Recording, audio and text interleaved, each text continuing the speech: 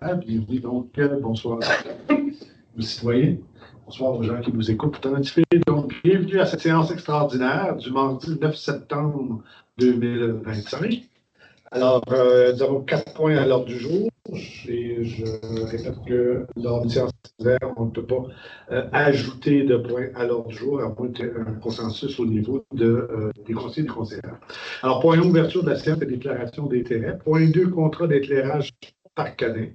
Point 3, demande de changement, réhabilitation du RACAP. Et point 4, la levée de la séance. Alors, 2 points qui nous occupent. Alors donc, au niveau du point 2, contrat d'éclairage au parc canet, je rappelle simplement que nous avions adopté lors d'une séance une proposition d'éclairage. Le maire a déjà sur son vélo.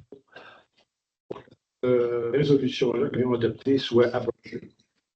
Et nous avons maintenant une nouvelle soumission à proposer donc au Conseil et qui donc va, on espère, mais si le Conseil est d'accord, terminer la question de l'éclairage du parc Canet.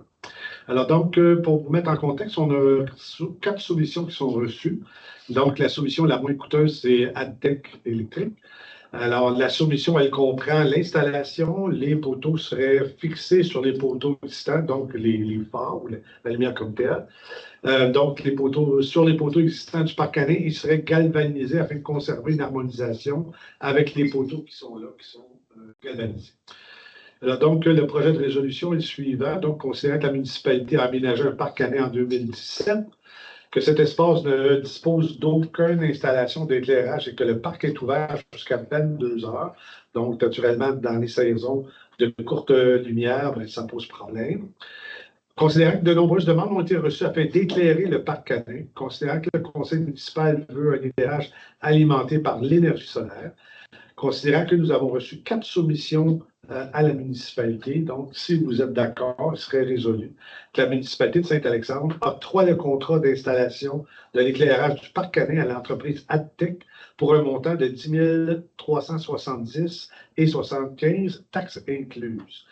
Alors, ça représente le tiers des soumissions que nous avions reçues donc, pour les autres compagnies Solis et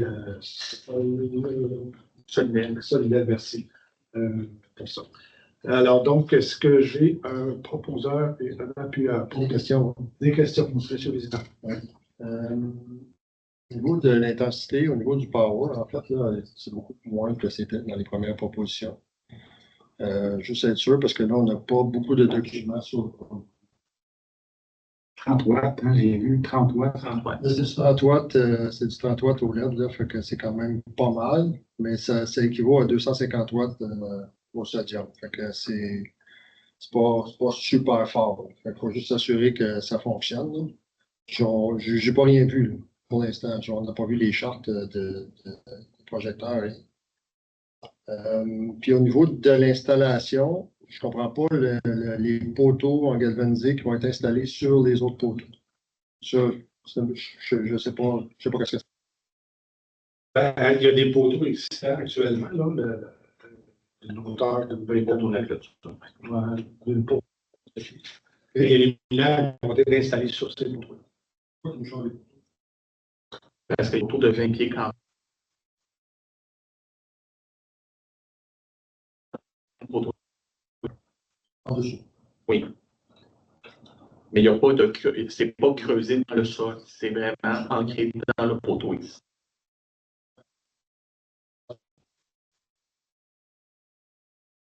Est-ce que j'ai une question? Ben, moi, je demande le vote. Est-ce que j'ai un proposeur? Parce que j'avais demandé à Mme Anne-Sylvie. Mme Fournier, appuyée par Mme Delécourt. Alors, M. Raymond, vous demandez le vote? Ben, moi, je ne suis pas contre le projet. Je suis contre que ça ne va pas le budget qu'on avait fait la pause décembre. Que si on pose un budget pour l'année prochaine, en tout cas, on verra ce temps-là, mais moi, là, parce que pour ça, prendre l'argent que ça vienne, là, mais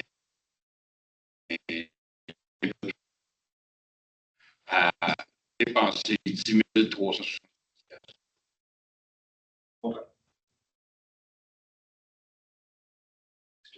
Commentaire d'autres remarques?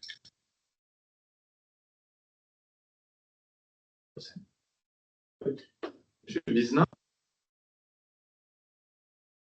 M. Vizina, il est d'accord avec le projet, mais j'aurais aimé ça avoir un petit peu plus d'informations. Les juges, je ne vise pas ça. Pour rentrer dans la discussion, c'est ça, mais je trouve plus rapidement, c'est ça. Bon, je suis allé chercher, là, tantôt je cherchais les documents, mais j'aurais pu savoir si c'était la dernière session. J'ai quand même pas toutes les informations. Je crois que notre entrepreneur va s'assurer que ça va éclairer assez pour faire le travail. Alors, j'ai du pour, mais. Madame Fournier? Ben, moi, étant donné que c'est ATEC, c'est quand même quelqu'un de Saint-Alexandre. Déjà, je trouve que c'est un gros avantage. Puis le prix est un peu plus raisonnable que la dernière fois. Fait que, ouais, je vote pour. Monsieur Raymond? Madame Dencourt? Monsieur Bertion? Comment avez-vous prononcé? Non. 4 pour, 1 contre. La proposition est adoptée à majorité. Alors, j'ai une question là-dessus. J'ai voté contre. Mon nom apparaît-tu que j'ai voté contre? Oui, les résultats du vote en résumé. Alors, on poursuit avec le point 3, demande de changement, réhabilitation du Rankin. Monsieur le directeur général. Oui, alors ça fait suite à la réunion de début de chantier qu'on a eu la semaine dernière par rapport aux travaux de réhabilitation du Rankin, qui débuterait le 22 septembre prochain. Donc, il y a 3 ordres de changement, une qui est pour un surplus et 2 pour un crédit à la suite de certains retraits. La première demande de changement, dans le fond, c'est du changement d'enrobé à la hauteur des ponceaux pour mettre un enrobé un peu plus rigide pour éviter que ça travaille ou quoi que ce soit à la suite des travaux. Donc, cette demande de changement-là, c'est une augmentation de 18 315 avant taxe. Cela étant dit, pour les 2 autres, au niveau du crédit, on enlève certains travaux au niveau de certains accotements de la route. Donc, ça enlève 7 104 avant taxe. Et la troisième demande de changement, on retire des travaux relatifs à un ponceau pour un montant de 7 377. Donc, le total des changements, ça fait une surprime de 3 123 $ plus. Merci. Est-ce que des questions ou des commentaires?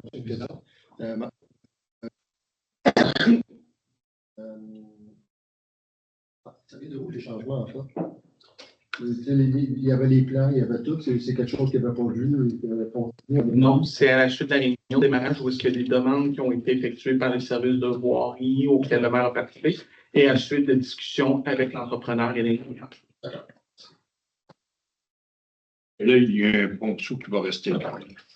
Oui, en fait, avec le ponceau, après discussion, on disait que ce n'était pas nécessaire. Le vidéo nous dit qu'il n'y avait pas nécessairement de remplacement. Et avec le riverain, il y avait une autre solution qui semblait préférable là, dans une question de conservation d'arbres et de gestion un peu à ce niveau-là. Donc, c'est un peu cet élément-là qu'on voulait prioriser. Ça coûtait très cher. Oui, effectivement. Non, on ne le remplace pas. Pas celui-là. C'est pas le pont qui est le plus abîmé sur le temps.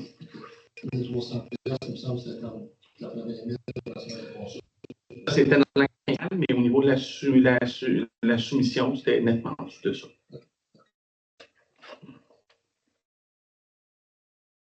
J'ai d'autres questions, commentaires? Excellent. Est-ce que j'ai un proposeur et un appuyeur pour cette résolution? M. Vézina, appuyé par M. Raymond. Merci. Alors, ça clôt le point 3. Une question sur le point 3, sur un peu de l'information. Ça ne sert pas les travaux, ils vont commencer les mêmes dates. Puis, Le début est vraiment prévu le 22 septembre. On va l'annoncer officiellement dans les prochains jours dans nos communications. Les personnes qui résident ou qui ont une terre sur le long du rang entre la Saint-Jean et le 9e rang vont recevoir une lettre. Communication à l'intention des autres citoyens pour informer des travaux au début, donc, de juste possible d'éviter cette, Il y a des agriculteurs de Saint-Brigitte, puis il y a des terres à Saint-Alice. On a vu ça aussi. ça va? C'est pas durer combien de temps, ça? Pardon? 3 à 4 semaines.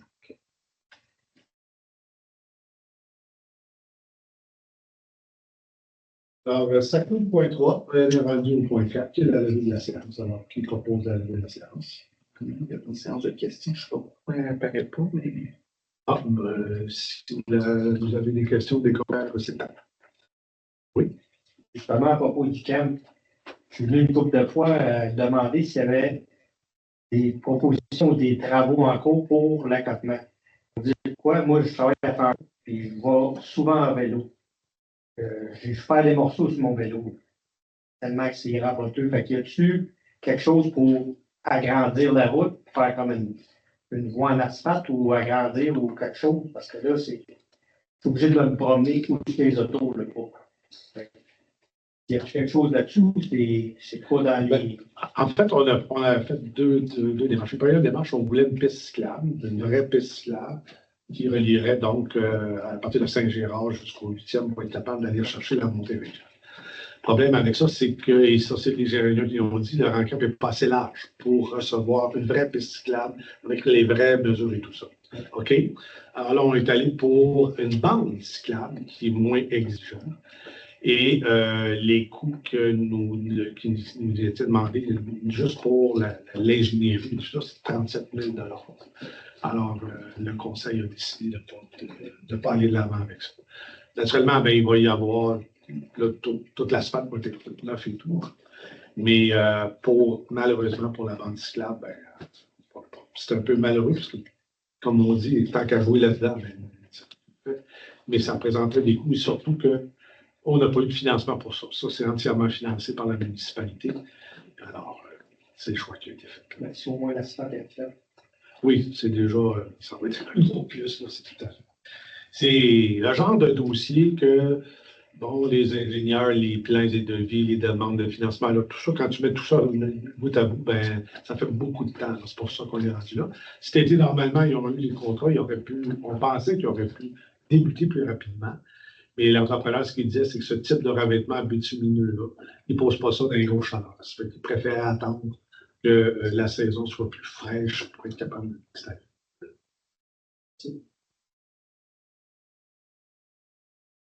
Oui. Sur le point 1, je sais que tu as arrivé un petit peu. Alors, peut-être qu'on allait parler, c'était quoi le sujet? On peut-tu le demander? Ou... il n'y avait pas d'autre chose, hein? Pardon? Il n'y avait pas d'autre chose, hein? OK. L'ouverture de séance. C'est bon. On disait bonjour.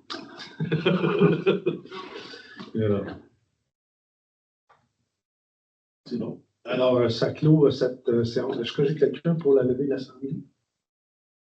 Monsieur le Président, merci. Alors, ben là, ça clôt cette séance extraordinaire-là. Merci. Merci de vous être déplacé pour ça. C'est très rapide, 2 points à l'ordre du jour. Mais ce qui est intéressant, c'est que je comprends le point de vue de M. Raymond et je le respecte, mais l'éclairage fait longtemps et on demandait d'être capable de finir le parc pour faire cet éclairage-là, mais là, compte tenu de on a préféré est-ce qu'on va terminer le parc et donc, même si on termine l'éclairage par canette, on ne convenait pas que les gens nous ont dit. Je dis que c'est peut-être pas l'éclairage, puis on ne désire pas un éclairage de parc de baseball, mais simplement au moins un éclairage minimal que les gens puissent fonctionner et qu'ils puissent donc agrémenter. Alors ça va être un dossier qui va être réglé. Le parc canette va être terminé à hors des éléments d'entretien, mais fondamentalement, le parc va être terminé.